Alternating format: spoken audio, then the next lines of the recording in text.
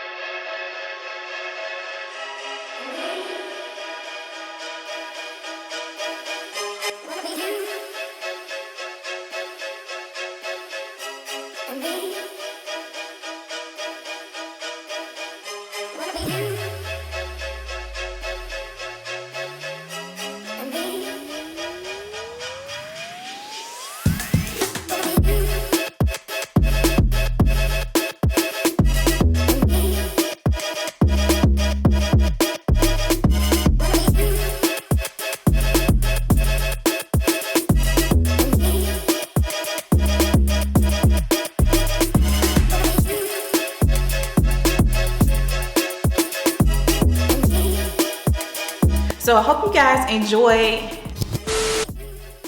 So I hope you guys enjoyed some of my favorite ways to rock these invisible. So I hope you guys enjoy some of my favorite ways to rock these invisible. Make sure you guys like this video.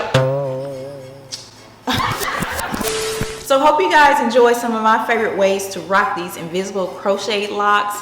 Make sure you guys give me a thumbs up and also comment down below your favorite look of them all. And I'll see you guys in my next video. Bye.